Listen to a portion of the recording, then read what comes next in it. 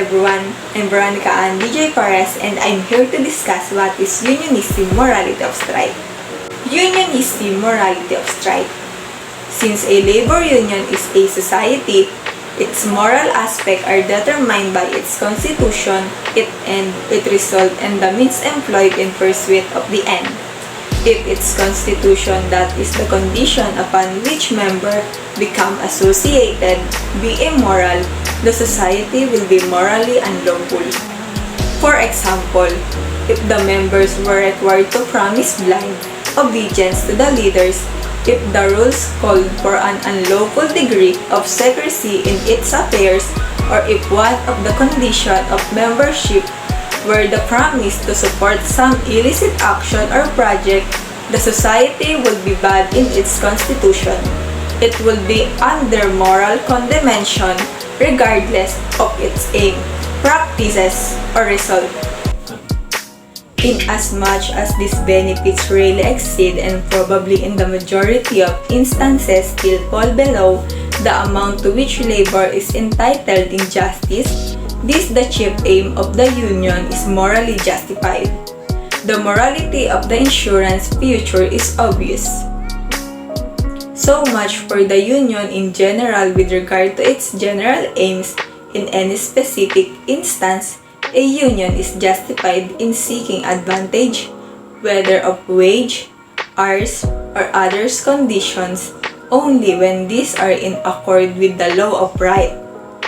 If its members are already receiving all that they are morally entitled to, they of course do wrong when they use the power of their organization to extort more.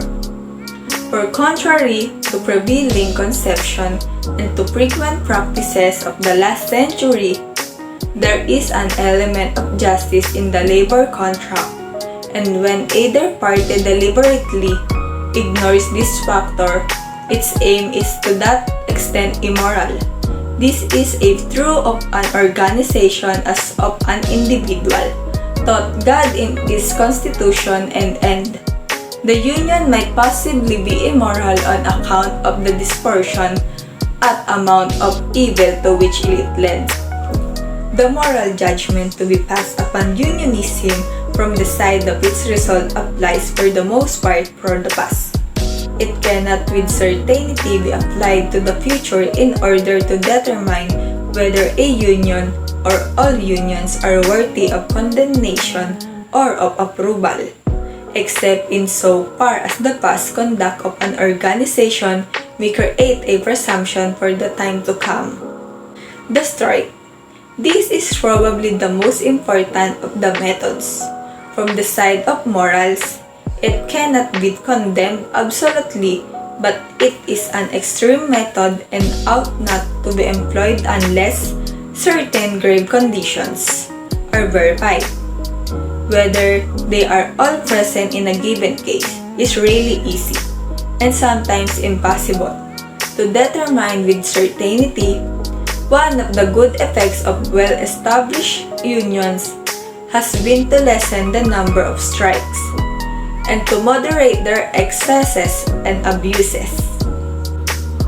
For example, the employer may go out of business and thus abolish the job without doing the laborer any injustice. At most, the right to a job is merely the right to continue economic relation with a particular employer. The sympathetic strike occurs when laborers who have no personal grievance quit work in order to aid their fellows.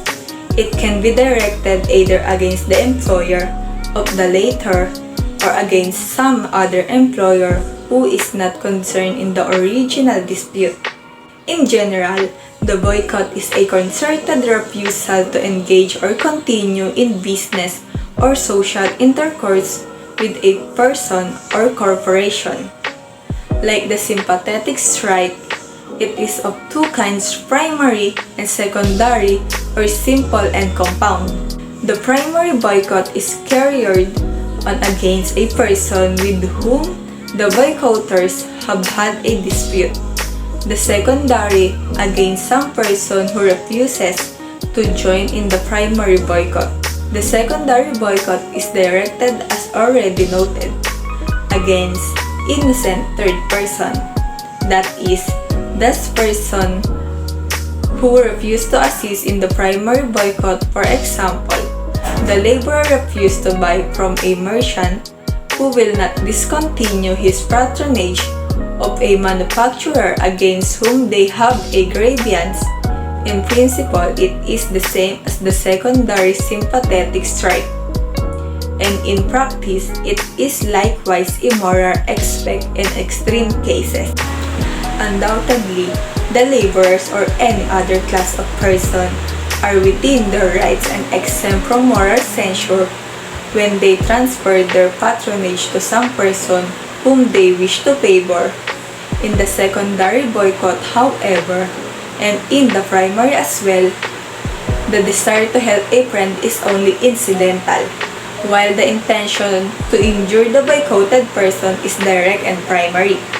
This is not morally lawful unless the thing that they seek to compel him to do can reasonably be required of him. Thank you for listening. Have a good day.